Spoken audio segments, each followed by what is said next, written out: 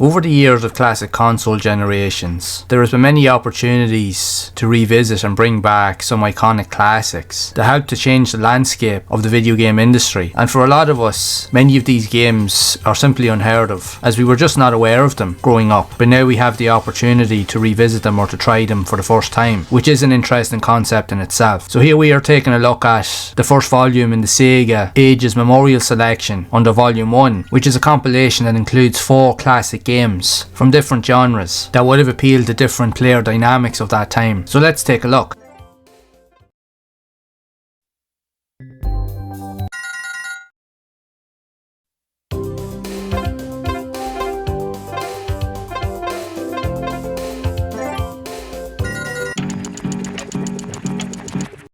Up and Down, published by Sega, would originally be released in the arcade in 1983 and would see ports to various systems of the time, with the Commodore 64, ColecoVision, with early Apple computers and even Atari systems. And the object of the game is that you drive across endless off-road style maps, across set track layouts, where you have to avoid other cars that are also racing on the track, going up hills, and you can use jumps or use the car to jump itself over obstacles, or you have to collect various items from the likes of flags, balloons, ice creams that you'll need for bonus points. The flags will need to be collected throughout the map in order to progress to the next stage, as the map will constantly keep going forward until you either collect all the flags or you crash. It can be quite tricky to master and to figure out what to do, but it can be quite addictive once you put a bit of time into it. In later levels there will be dead ends and gaps that you simply can't avoid, so it will take a lot of trial and error to see how far you can get. What was interesting for its time is that you could also play this game with a friend in 2-player mode, so that you could compete for the highest scores and to see who could get the furthest. So it was definitely an interesting game to play during this time.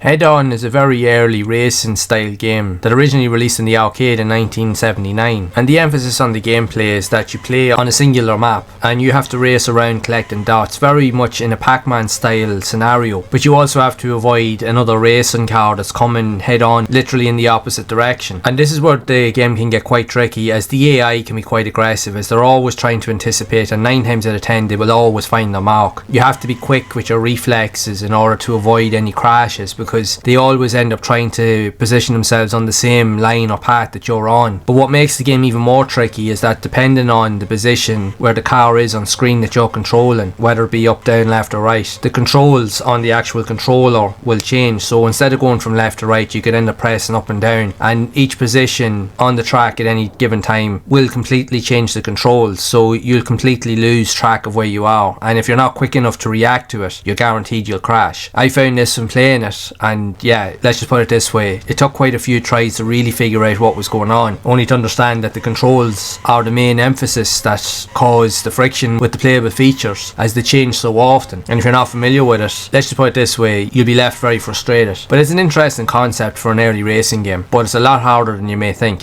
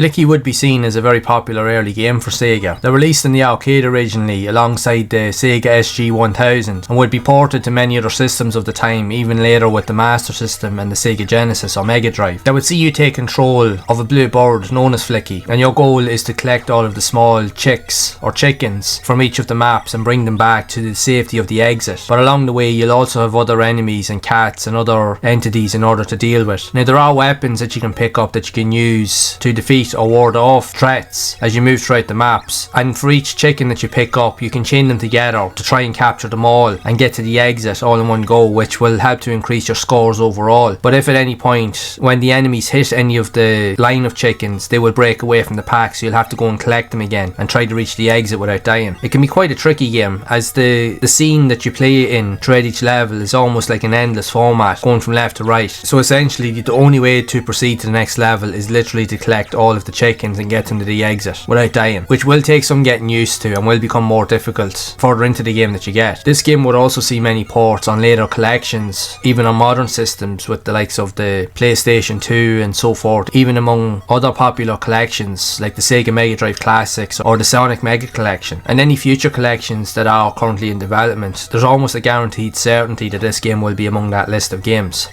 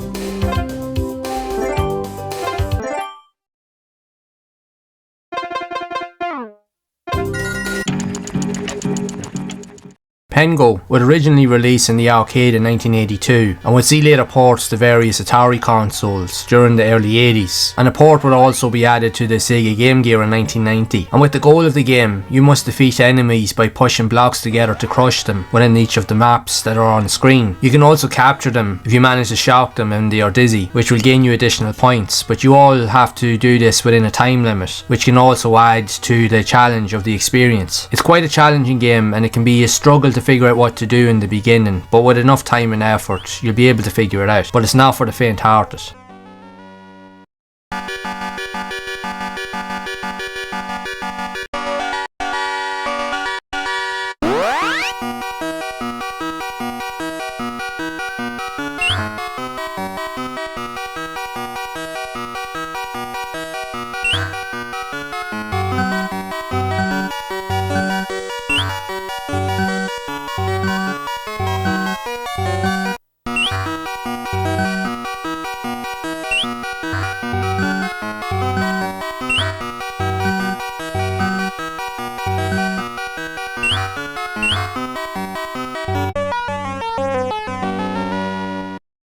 This short list of 4 games presented here are early representations of the classic arcade entries that would see a release from Sega in the arcades and be added to consoles that would prove to be quite popular in their own regard, with many of them seeing releases on future systems and even later collections, even up to the current day. That presents Sega's very interesting and dynamic history that proved that they were a powerhouse with the majority of games that they were creating. So it is pretty cool to go back and to revisit a lot of these classics,